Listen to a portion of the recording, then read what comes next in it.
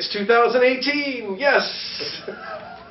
Talking Baseball is back for a fourth season. This is our first episode, and it's an appropriate time because spring training is breaking down in Florida and Arizona, and football season is ended for New England, sadly.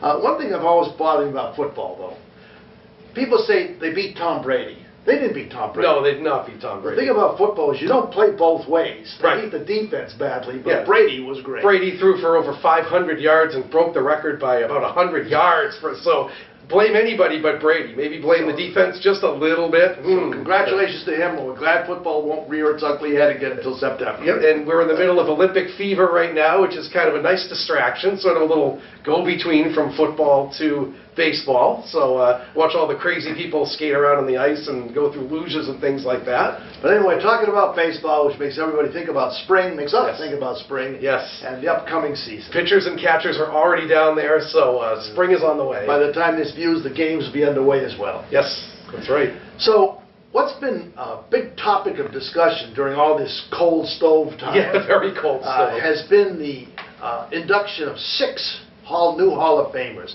a record since they began. Yeah, four were voted in, and then 2 were appointed by the new Veterans Committee that they Talk have. show after Yes. talk shows and postulating who might make it, who might get it, where do the steroid people factor in. So, as an outshoot of that, we thought for our first show we would postulate this. Say baseball ceased forever today. Of the current players, 750 current players, who would be inducted into the Hall of Fame? There's just a few, but say it continues on. Of the current players, who is most likely eventually to become? Well, who are you going to see inducted in the 2020s coming up after they retire? So I called Jason and Yeah. I said, this is the topic, pick 10 guys. So he picked 10, I picked 10, We matched on 8. we matched on 8. So We are good. we are good. We know what we're doing. It may not look it all the time, but we do know what we're doing all of the time. So 8 of the 10 we agreed on, and there were 2 sort of wild cards. And but before we get into that, I do want to give an honorable mention. Carlos Beltran did just retire in the That's right. off season. That's right. He would absolutely be included on this list if he were still active. So farewell. We'll see him in the Hall of Fame in the future, I'm sure. Okay. So what we did was try to arrange them in the order of the most likely. There's only 2 shoo-ins and 4 very likelies total of all the new players. There aren't that many long-lived No, players and we'll get into that. with great credentials. But the one we both agreed on are the top 2. Yeah, top 2. The one we both agreed on was the top 2. Well, of course. We agreed on 2. You know what we mean. This is the Talking Baseball. This is Comedy Hour. live TV. This is. So anyway, back on track. And this is an English teacher, too. So it happens. So number 1, I picked Ichiro Suzuki. He has been, in my mind, the most remarkable current player of all time. That doesn't make sense either. But, he's remarkable among the current players. All right.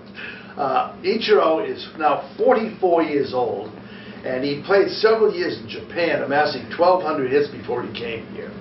At the time he has been here, he's amassed 3,080 hits, had 117 steals, 780 RBIs, 509 stolen bases, with a career average, and this is what's remarkable because it doesn't happen, career average of 312. Which is really remarkable. And in what year was it? I think 2004, he had 262 hits in one season, which obliterated the most hits in a season record. He broke it by about 20 hits. George Sisler had it before Yes. him. It was at least a dozen more. Remarkable feat that year. And I think on top of just his career credentials, I think he's served as sort of an ambassador from Asia to baseball. Because remember, when it was a big deal when he was coming over, the question was, can the game translate from Japan to the United States? I mean, there had been a couple of sort of fringy major leaguers, but there had not been a Japanese superstar until Ichiro. And now it's pretty commonplace to see players come over from Japan, Korea, Taiwan, places like that. So on top of the credentials just in his career, the fact that he was able to just sort of get this new influx of players from a different part of the world, I think says a lot. He was sort of like a Japanese Jackie Robinson in a way. Yes, he was. He didn't face that kind of prejudice, but to open up that new market, and I know when he first started playing, his games would be televised on God. buildings in Tokyo. Yeah. He had the entourage of media behind him every day. And completely free of any kind of controversy, whatever. He doesn't have a big mouth. He just plays hard. And what I thought about him that I didn't realize when he first came over, he's got a great arm. He's amazing throws he can. He's a little guy. But he can fire but it. He can throw hard. His defense is fabulous. I see him being a first ballot Hall of Famer. I do too, absolutely. Which leads us actually to our trivia question. That's right. So ties into Ichiro, but our trivia question for today is... Ichiro had 3,000 hits or more, and 500 stolen bases or more. Other than three guys from the early part of baseball, Honus Wagner, Eddie Collins, and Ty Cobb, only three players since 1930 have also done that, with at least 3,000 hits and at least 500 stolen bases. Can you name those three? All three. Well, all three other than Ichiro. That's our trivia question for today. So it's really remarkable that in almost 100 years, he's one of 4 people who have accomplished it. It's really amazing. So on from Ichiro, I think the other surefire 100% Hall of Famer is Albert Pujols. There's a no-doubter. He's a first ballot Hall of Famer. The list goes on and on. He's already 7th all-time in home runs, which is pretty remarkable. And he may, by the time he retires, he may bump into the top 3 or 4 if he stays healthy. He's also the most active leader in RBIs. He's 10th all-time in RBIs. He has 2,968 hits, so this year he's going to pass into 3,000, which traditionally has been the criteria for Hall of Fame players. You know how many people with 3,000 hits are not in the Hall of Fame? Just 3. Jeter will be. Yes. A-Rod. Yep. And Palmeiro. And so 2 steroids, two steroids, and 1 that's ineligible so far. So he will be. Everyone who's pretty much everyone who's ineligible. That's a sure touchdown. You have 3,000 hits. So he'll do that this year. And what's really remarkable is that his, like Ichiro, his batting average is actually, he's 8th among current players for career batting average. So it's not like he's just a pure slugger. He has a ton of total bases. I think he's 10th all-time in total bases already. So he's just going to, his accomplishments are incredible. You pick an offensive category and he's in the top 20. In this day and age, a lifetime average over 300 is great. It's pretty remarkable. 305. Yeah, it's pretty remarkable. I think last year he had a down year. And what I still don't understand is why he would have ever left the Cardinals. I don't understand that either. Because I think that diminished him in the eyes of a lot of people. He should have been a lifetime Cardinal. I think so. Great achievements were the Cardinals. And to go just to follow the money, because he hasn't won anything with the Angels. No, and the Angels haven't even really been in contention since he got there. And it was a 10-year deal. That's the rest of your career right there. So those 10-year deals are starting to dry up. They are, yes, they are. As we do this show, there's several big-time free agents that are still pounding wind out there. We talked about that last show, about how dry the hot stove is right now, so ties into that. But I think even if he were to retire today, he's a for sure first ballot Hall of Famer. Absolutely. But those, I think, are the only 2. The only 2 definite, 100%. Now, there are 2 others that have long careers. I'll take the first one. Is Miguel Cabrera, who has stayed with the Tigers. He had a terrible year this last year for the first time, but he has won batting titles.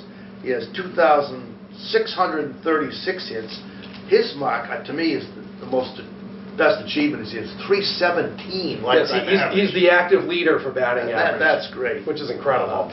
And he's moved from 3rd to 1st. Never been particularly, he hasn't stolen many bases, 38 total stolen bases. He's not been the greatest fielder, but he's been the most feared offensive player for over a decade. Oh, well over a decade. This past year he was hurt.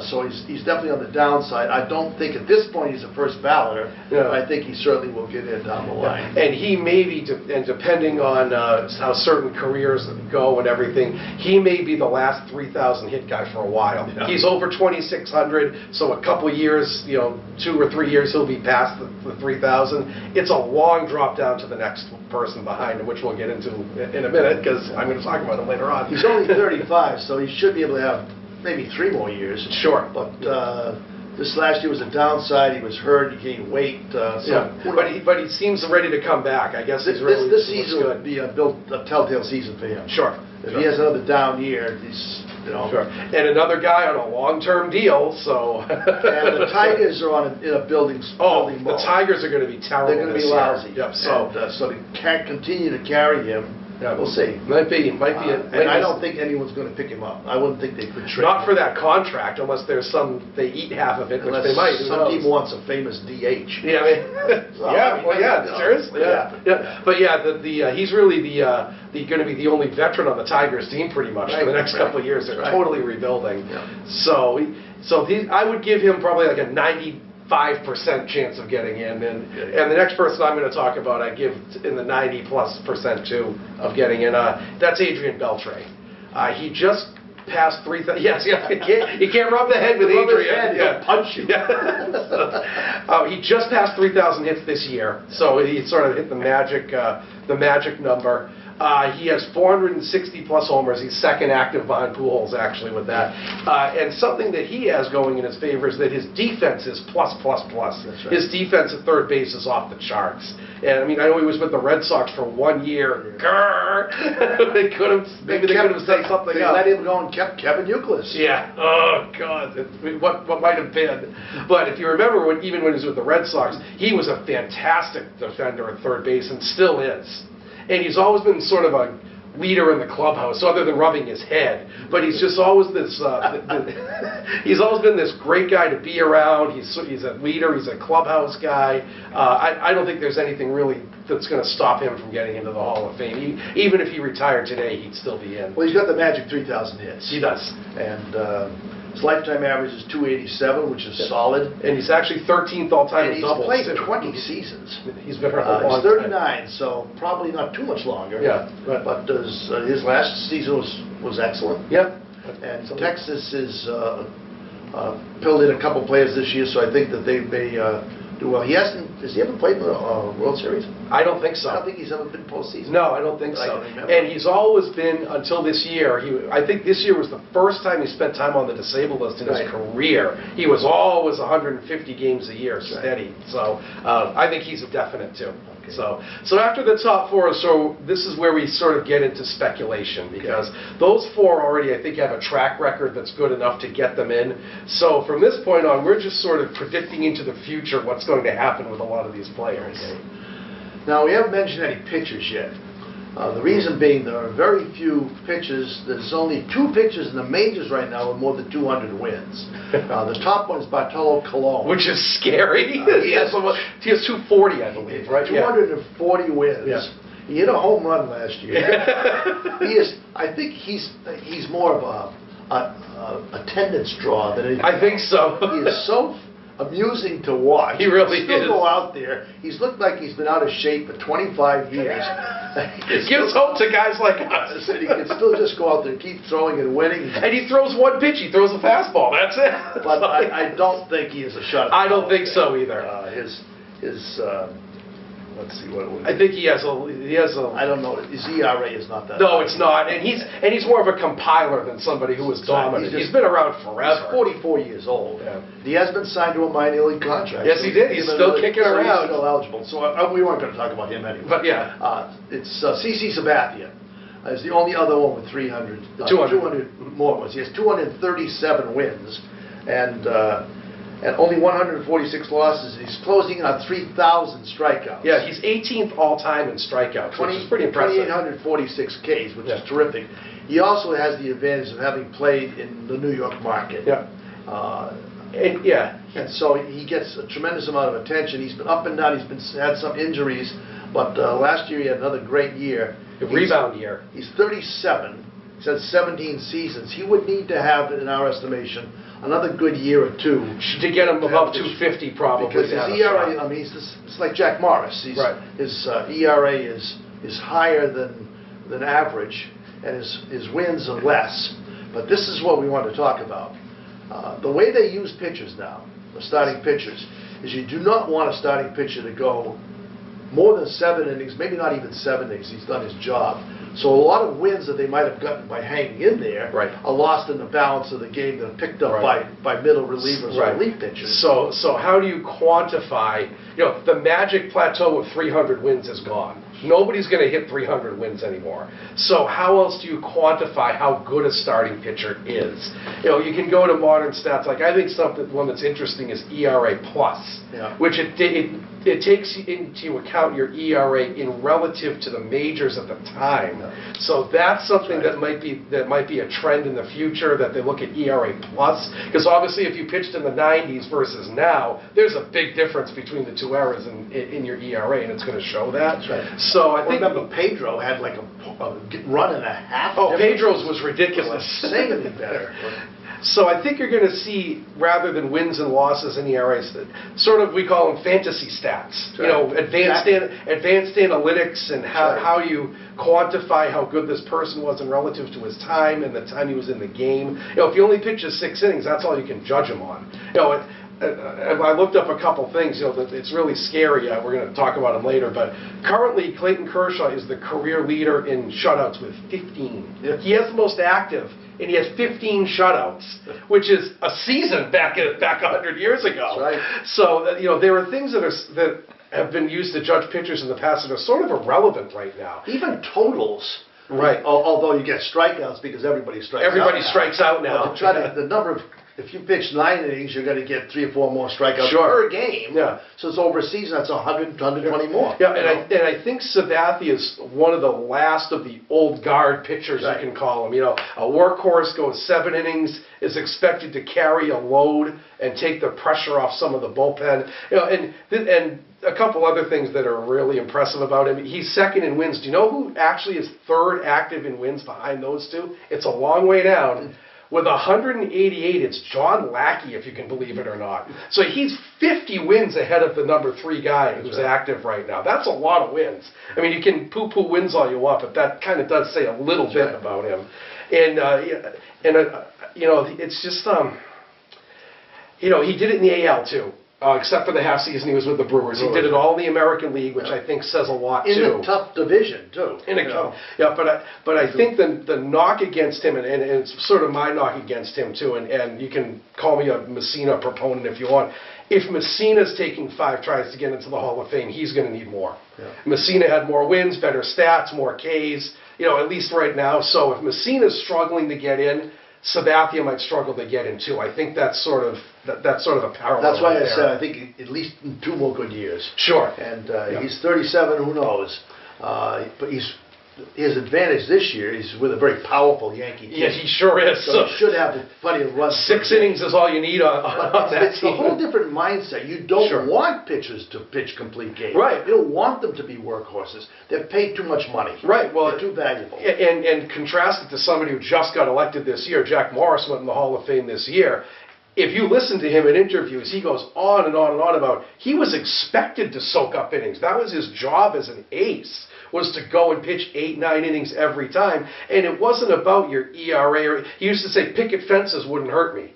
Because he would go 9 innings and he gave up a run here or run there. It didn't matter. It was his job to soak up innings and win the game. How many pitchers these days be allowed to pitch 10 innings in a World Series game? Never. Would never have. Pitching a shutout? Never. Way. The only time that happened, remember this year, Rich Hill had a perfect game after 9. And that's I think that was the only time somebody went past 9 innings all year. Which is, I remember even Clemens used to go 10, 11 innings if the situation warranted. And I'm sure if he had walked anybody anywhere along, the long since pulled him out. Absolutely. The fans would have revolted if they were having the perfect game. The peasants would have revolted. Right, so Sabathia is a really interesting case of how are the voters going to trend in the future. And I think as the old guard of the voters passes along too, you're going to get this newer influx of people who are into analytics and the deeper stats, which is actually going to help some other pitchers besides Sabathia, when we're going to get into a couple of them about all the sabermetrics and everything, and your role as a starter versus a reliever, which we're going to get into that a little bit later with somebody else too. But we agree that Sabathia is definitely middle of the pack in this list. I have the next one, don't I? So the next one down is someone you may not have heard of because he doesn't play in a big market, especially on the East Coast. He doesn't get a lot of press. He's not on a very good team. It's Joey Votto from the Reds, and he's a big. If you're into sabermetrics, this guy's big. If you look in any fantasy magazine, he's always in the top 10 of people to pick because not only does he give you power and doubles and homers power, he walks a ton. Here's a stat about his on-base percentage. He is currently 11th all-time in on-base percentage. He and Barry Bonds, are the only two in the top 20 from the last 50 years. Mickey Mantle is the most recent guy on that list other than those two. That's pretty impressive. Right. He's second in the last 50 years in on-base percentage. And he's just one of the, and he's also a fairly good defender. Not that we see the Reds a lot, but he's in the National League, so he has to be fairly confident, at least at his position. And I think as we trend towards the sabermetrics, his case actually looks better. He's someone who's going to benefit from that whole trend of looking at on-base percentage and walks and things like that. Statistically, he only has 1,500 hits at this point, 257 homers, but his lifetime average is .313, which is great. He's played 11 years. He's going to have to play at least another half dozen years. Oh, absolutely. Easy, absolutely. But his on-base percentage is .462, and he's 34. Yeah.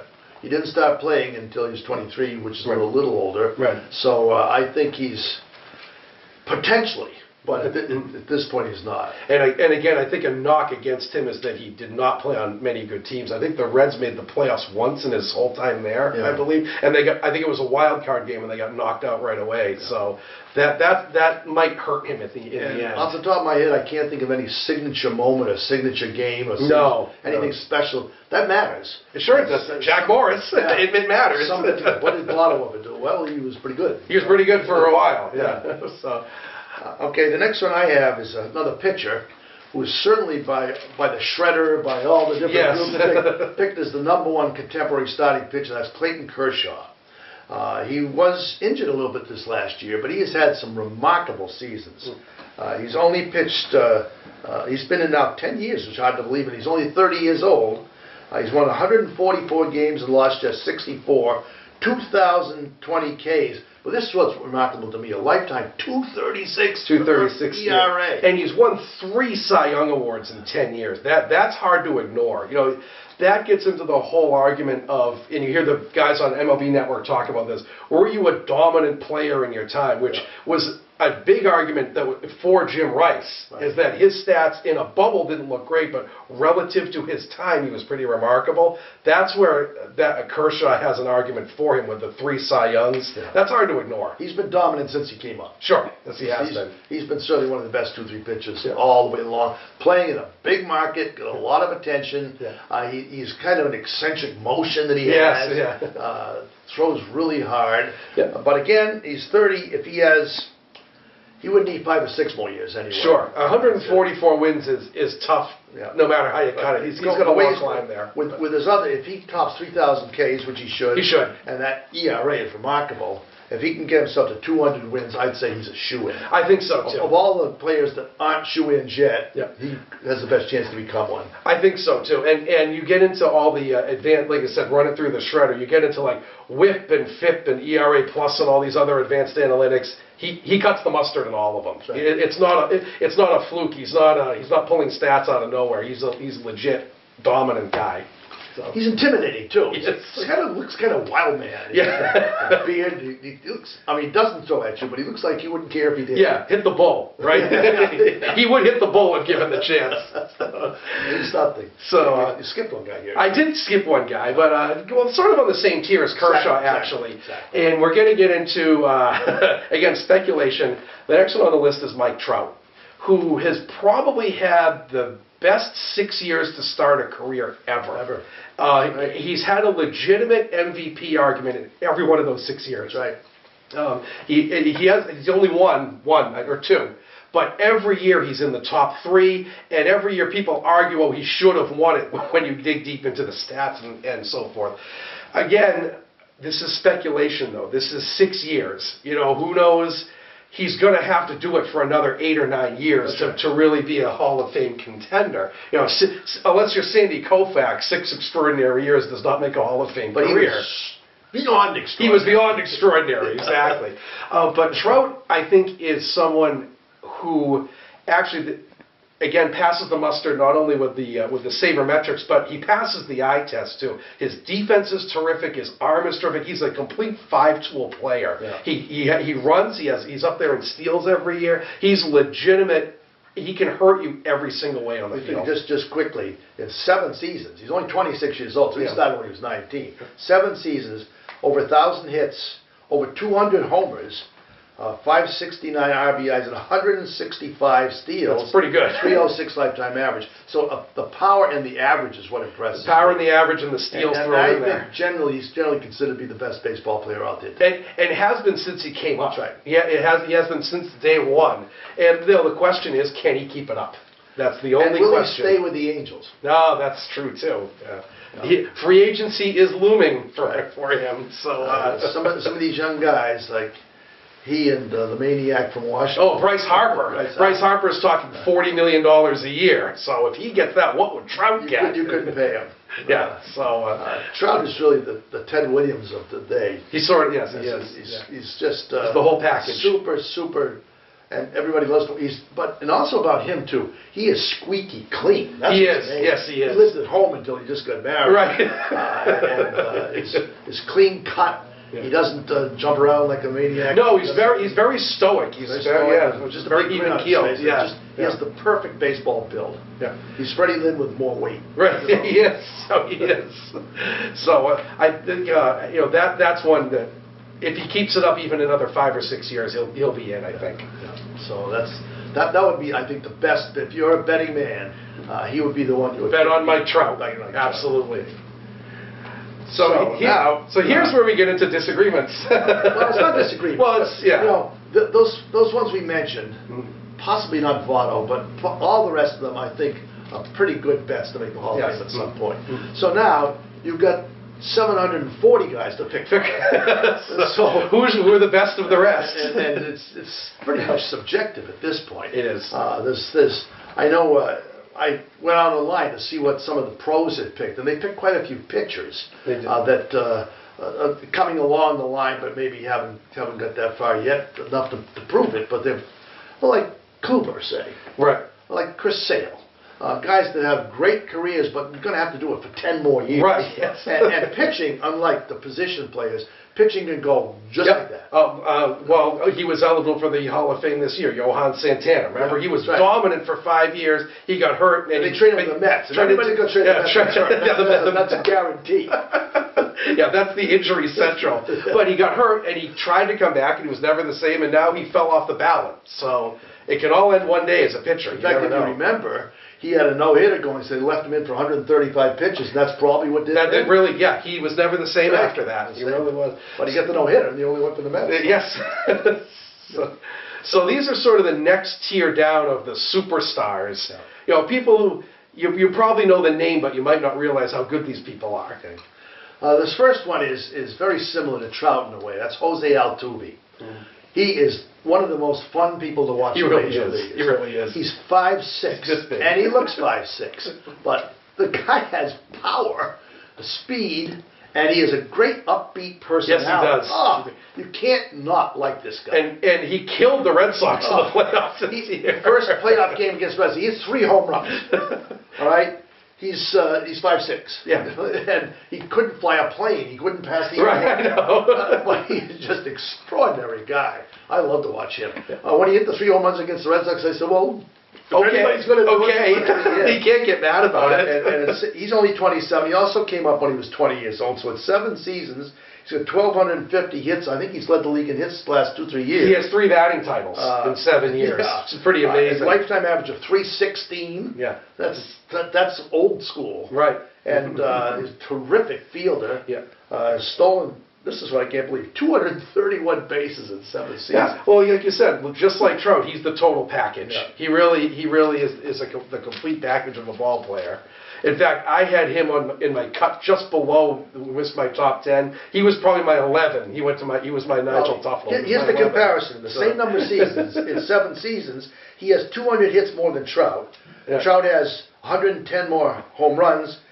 Trout has 100 more RBIs. He has 80 more stolen bases. And he's got a 10-point higher batting average. Right. So there's your top. And he plays second base too, which is a great second base. Right. So those two are really a toss. Like I said, I just missed fitting him on my list. He was my number 11. He was my number 9, only because he's only played 7 years. Right. He doesn't quite have the track record of some of the other people. Just like Trout, he doesn't look like a guy that would get hurt. No. He's 5'6", but he's a strong little guy, and he's great to watch. Yes, he is. You cannot root for him. You know. So another one we can have a discussion on is, and my other 2 alternates were actually Buster Posey and Justin Verlander, just like Altuve. They just missed making my list. So my next one, Verlander's another one like Kluber. Yes, if he can hang on a little bit longer, 5 or 6 years, still it doesn't have the 200 wins. Yeah.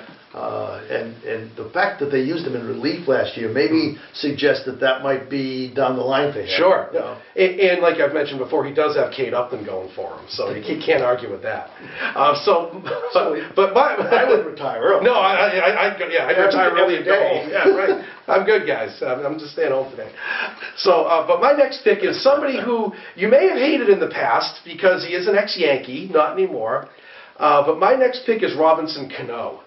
And again, this is a case where you have to look at stats relative to a position.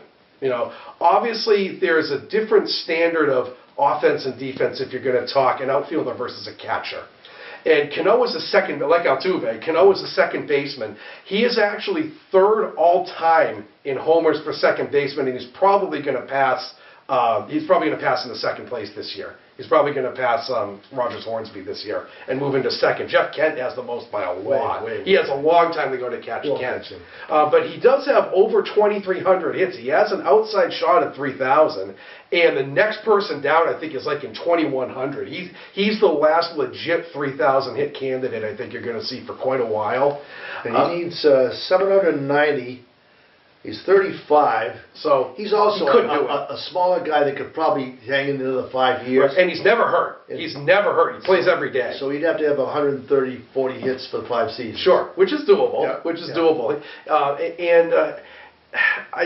He has 2 Gold Gloves, which is a silly way to account for defense, but it's really all we have to go on right now without getting into the advanced metrics, and that's something that, again, like with Trout, you sort of just have to go by the eye test. There's really no way to quantify what defense is, because, not that I want to get too into it, but if Jackie Bradley is your center fielder, okay, you're going to get to less balls if you're in left field because Bradley covers this huge swath of the field that you don't need to cover. Sure. So that's where defense analytics gets dicey. He also might make errors on chances other people wouldn't get. Sure, absolutely. Which Cano does actually. Cano's actually 278 homers. He could reach 300 homers. Sure. And his lifetime average is 307. Yeah. Another. Right. You look down through the league, they're lucky to have 8 or 9 guys hit 300 anymore. For 1 year. For 1 year. And to be able to carry that through a whole career. It used to be the top 15 guys had over 300, but now you're lucky if you get 10. And again, you know, I think he's somebody who's pretty much the whole package. He has the power, he has the average, he has the defense, again, getting into Gold Gloves. That's really the only way we can quantify that because, you know, again, and I'm not knocking Derek Jeter, but man, how the heck did he get Gold Gloves late in his career? I mean, he was just shouldn't even have been out there. Remember the joke in the postseason was, what's the thing the announcers say most often in the playoffs? Past a diving Jeter. Yeah. That was the #1 thing said in the playoffs by announcers. I think Jim Cott got 20 Gold Gloves. He did. In a later career, he was a relief pitcher, so he got 6 chances a season. Oh, what was the year Palmeiro won, and he played 30 games at first, I think? So it's hard to justify that, but that does go into the Cano package, that his reputation was as a good fielder on top of everything that he does. So I think of another 3 or 4, maybe even 5 years, I think he's going to be in. Again, when you compare him to other second basemen, he's right at the top. Okay. My other choice, this is purely nepotism, homegrown stuff. I picked Craig Kimbrell. There are so few relievers that have made the Hall of Fame because there was no such thing as a reliever up until Joe Page, and not really until the 70s. I remember Jim Constanti in the 50s too, but no relievers that consistently, year after year after year, were able to maintain. Few are. Right. It's such a demanding thing to have to be able to do, and you have to be able to come in huge pressure situations, game after game after game, and maintain that over a number of seasons. There's not very many guys that can do it. No, there are not for a long time. You may have flashes of a season or two here. And they've had a couple remarkable people like Eckersley and John Smoltz that can start and relieve, and they're in the Hall of Fame because of that. But it's very unlikely. And Kimbrell is still under 30. He's only 29 years old, and at 8 seasons, he's had 8 absolutely remarkable, dominant absolutely remarkable seasons. Dominant. You don't count win-losses. His ERA for his career is 180. That's remarkable. 180. It really is. And he's had 772 strikeouts in less than 600 innings. 291 saves. That's half the way to 600. Yeah. So if he could pitch 8 more years and average 35 for those 8 years, which is exactly what he's double his career, he's in the Hall of Fame. Sure. Yeah. And now that's a tall order. Right. And again, and this is what we were talking about before, is that relief pitching is such a key part of the game now, is that that's something that you're going to see that they're going to have to deal with when they vote for relievers now. They're going to have to take relievers into account and how to quantify what they do. You know, do you go by pure saves? Like, perfect example of how a save is not the one and only stat for a reliever. The top 3 relievers ever for saves: Rivera, Hoffman, and Lee Smith. I bet you couldn't tell me who's 4th. Frankie Rodriguez is 4th all time in saves. When I first started making out this chart, I said, oh, Efron is 4th, and then I looked at the rest of his stats. Right. So you can't purely go by saves. I mean, I'd rather see somebody like Billy Wagner, who's 6th all time in saves, but he was like Kimbrell. He was just dominant every single time out. Yeah. So do you go by like strikeouts per 9 innings, which they're all big on now? Do you go by the whip, you know, how many base runners did you allow? So that's going to be a really interesting argument, is how do you deal with the fact that relief pitchers are more prevalent than ever, and how are the voters going to interpret that? How do the trends shift towards quantifying relief stats? I think we're going to see sabermetrics, or whatever you want to call them, statistics, dominate. Absolutely dominate baseball. I think so too. Now they have things that I never heard of. The speed off the ball. Exit velocity. Exit velocity. Yeah. So now everybody is being taught to swing up on the ball. Yeah. Hard hit balls in play is a huge thing right now. You teach people not to hit grounders anymore, because you can field grounders, but you can't field home runs. Right. And this fantasy. There must be an awful lot of people playing fantasy baseball, because you go to the store now to pick up a baseball magazine. They're all fantasy. They're all fantasy. They're all rated. And all you see on the shows now is the shredder, the top 10 at this position, the top 10 at this position. Yeah. And they base it on all kinds of stats that the average fan, the average kid that goes to a ball game, I can't see the kid next to me. Watch this exit velocity. Oh, I know. Hey, his FIP is fantastic. He should be having better stats than he is now. We make fun of it, but that's what they do. It's these people, the general managers, don't care about the fact you have a good batting average or you walk a lot. It's you know, and especially with the pitchers, it's all about the strikeout now. You know, somebody like say Derek Lowe, who was a pure ground ball pitcher, would probably be frowned upon nowadays because he doesn't strike people out. That's what they're all into, is the strikeout, because, well, if you strike out, then he doesn't put the ball in play. That's huge right now. And, of course, the whole idea of teaching kids to swing full speed at 2 strikes, it feeds right into the strikeout. Of course it does. You're not taught to choke up on the bat anymore or lay a bunt down, for God's sake. You never do that. And you're just taught to swing from the heels every single time. And the only reason the pitchers don't get more strikeouts, they'll stay in longer to do that. Sure. Sale was the only one with 300 strikeouts. It was. But that was remarkable. He had 300 strikeouts. Gone are the days of 383. The Nolan Ryan stuff. Right. So- So that's going to be a really interesting thing to watch is how relievers are you going to see people like like I said, Billy Wagner and John Franco and sort of those sort of older school save guys. Are they going to get more consideration because they are actually seen in a different light now than they were then? Like, for instance, the Yankees bullpen this year. They have 5 terrific They do. in the bullpen. They're all close. And they all throw 100. They all throw 100. So how do you judge Green? Say? Right. Betances. How do you judge Betances? What's his Caneel? Oh, Canley. How do you judge those guys? Because you assume one of them is going to be the closer. Probably Chapman. Until he blows up again. But these guys that have phenomenal statistics, but only pitch very limited innings total. Right. Well, how do you?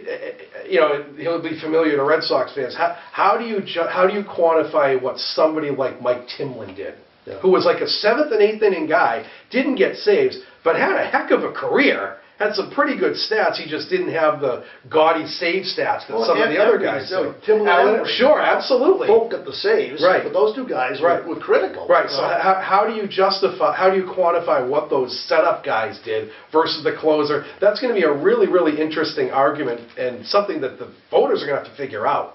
The whole argument about, the DH. Well, DH is a position. Well, guess what? Relief pitcher is a position, too. That's right. So you have to take that into account somehow. So we should have ended on that, actually.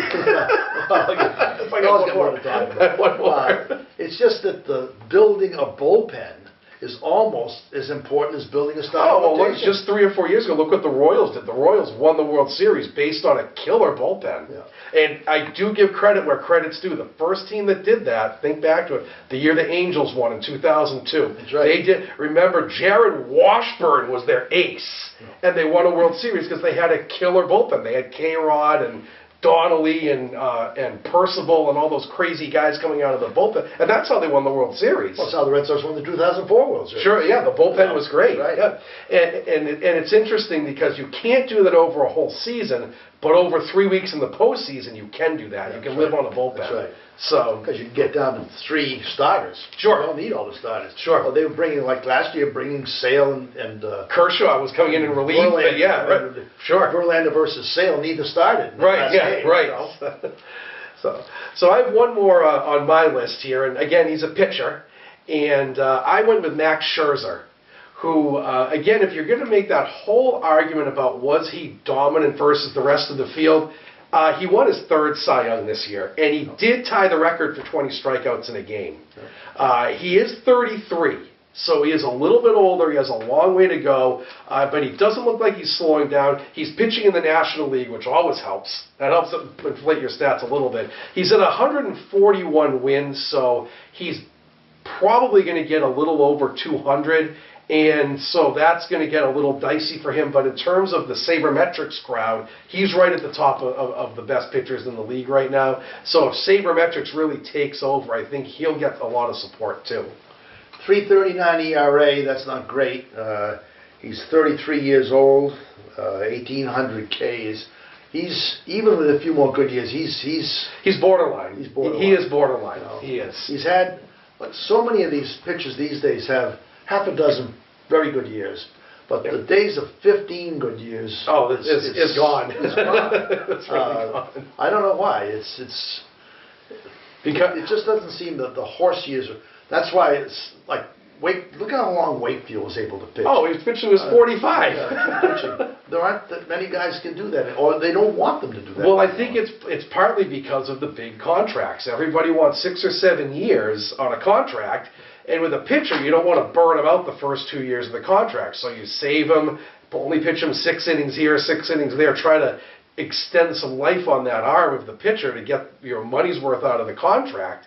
And I mean, honestly, I think that's where the bullpen usage has come from, or at least contributed to it, is those big 6, 7 year contracts like the one, who started that? Remember when Mike Hampton signed for 7 years with the Rockies, and it was a disaster because he was burned out after the first year or two. He was terrible. And teams don't want to get burned by that. Until this year, Sabathia was a burn, believe it or not. He had a couple really bad years. But the first guy to sign a $1 million contract was Steve Stone. Right. And went down to You went from Cleveland down to, was it Miami? Baltimore. It's Baltimore. Yes. After 1 year. Yep. 1 year. Mm-hmm. And so, in fact, that's something I think we should talk about. Or Wayne Garland back in the day. Garland. Wayne Garland was a great one. One good year. I think the owners have turned a corner. It's not collusion.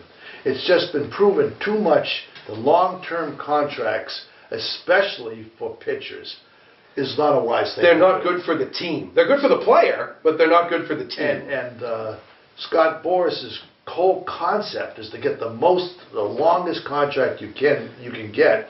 Hasn't worked out too often. No. And there's too many teams that are still stuck paying back ends of enormous contracts. Sure. And that limits what they can do going forward. Sure. Well, think about a perfect example of that is the Phillies of the last few years. They won the World Series in 2009, and they signed all those guys up for Howard and Utley, and all those guys got 5 or 6, 7-year deals at huge money. And 3 or 4 years later, the team was terrible because they were all old and they were all overpaid. And what are they going to do with them? They can't move them because nobody's going to take that contract. Well, I suppose they can release them like we did Panda. Yeah, right. But they still pay them. Sure. And you're not going to trade them. Who wants to take the contract? Yeah. Did you want Ryan Howard's contract? I mean, really? The year we were able to dump those guys and send them all to the Dodgers. Oh, that was a godsend. Thank you. The Nick Punto deal, as we call it, because Nick Punto was the centerpiece of that deal.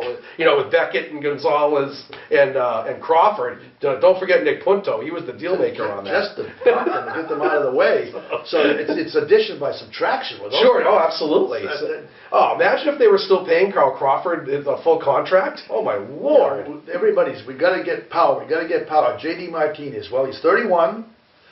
He's only hit more than 45 home runs once. And his 7-year deal. No so that way. means in 2024, he's still out when he's there. 38. 38. Doing what?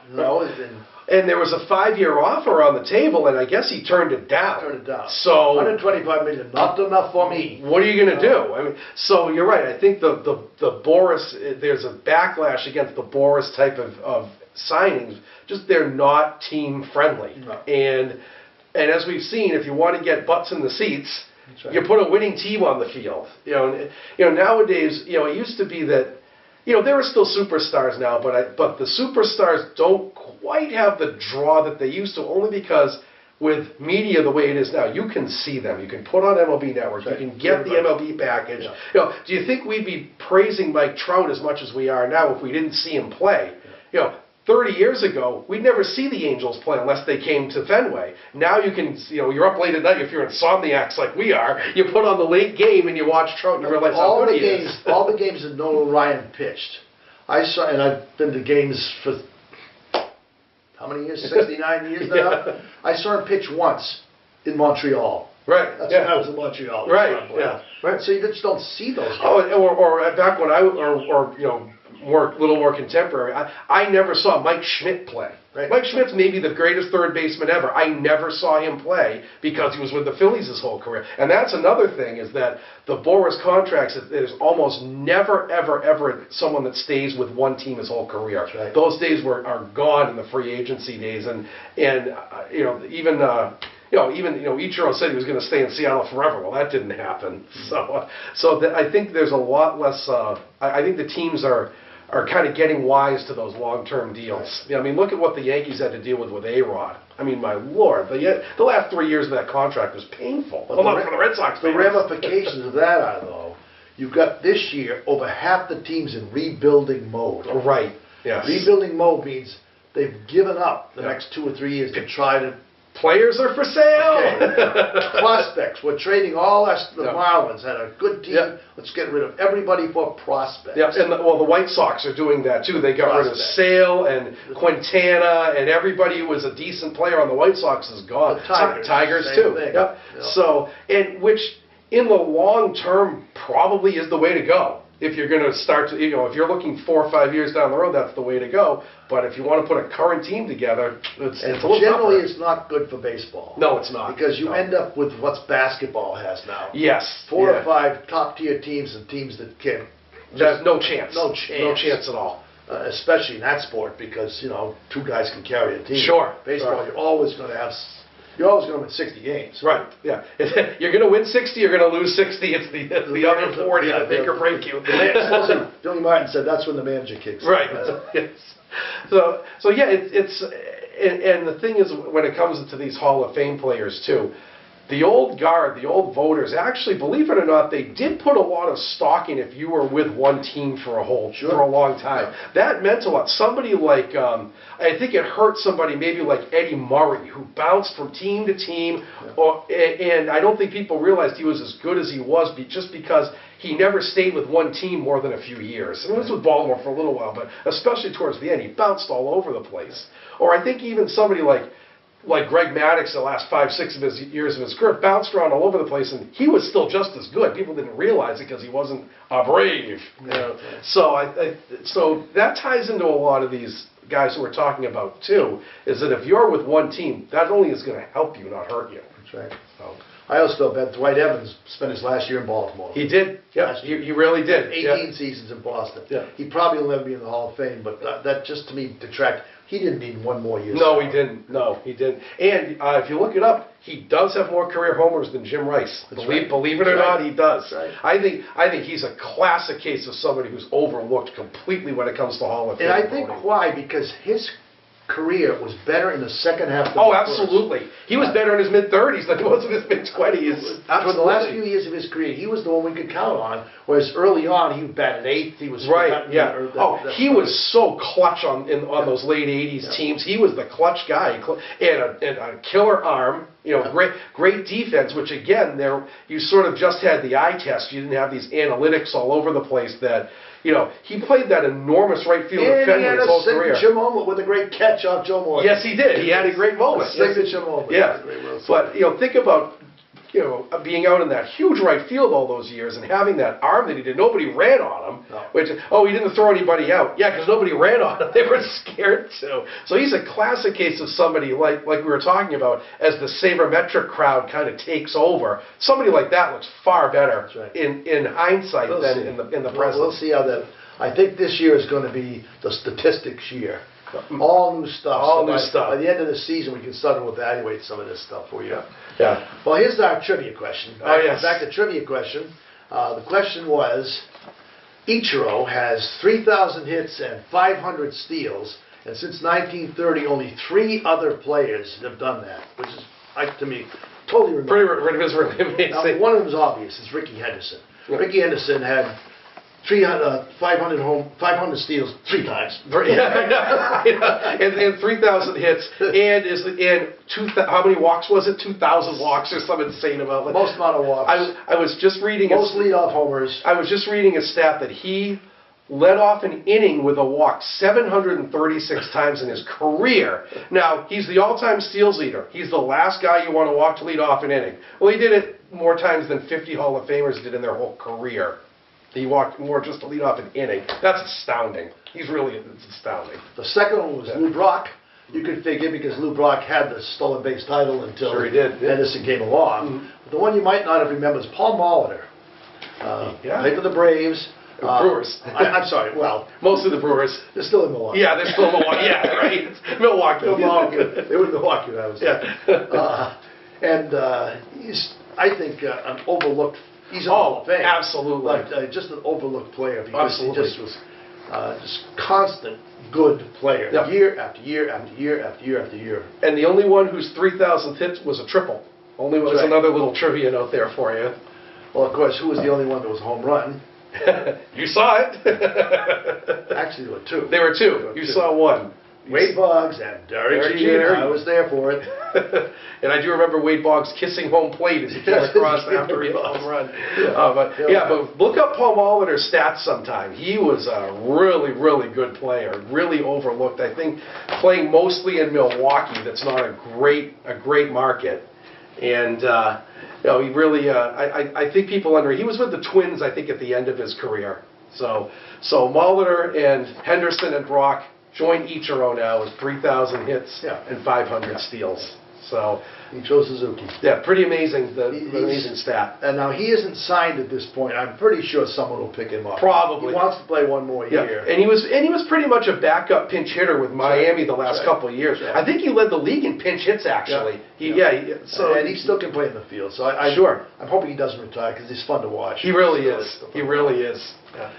So before we sign off, what's upcoming this next year is interesting for the Red Sox because with the pickup of Moreland and Nunez, Who just signed a couple days ago. they're returning to the same team they had last year. Pretty much the same team. No other team can say that. Right.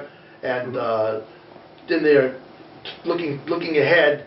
Nunez should be healthy. They're going to miss Pedro. Petey. They do miss Pedro. For a couple of months, so he can fill in there. But Hanley's supposedly recovered. Yeah. Price supposedly is recovered. Moreland is supposedly recovered, so they're going to have health. And the magic combination are Smith and Thornburg going to be healthy. There we go, the big mystery with the bullpen. So we'll be our next show will be on just before the season starts. We'll lay it all out for you, and here's hoping that 2018 will be a banner season in Boston. So thanks, Dick. All right, thank you. See you all, folks. See you at the park. See you in on. See you at the park. Take care.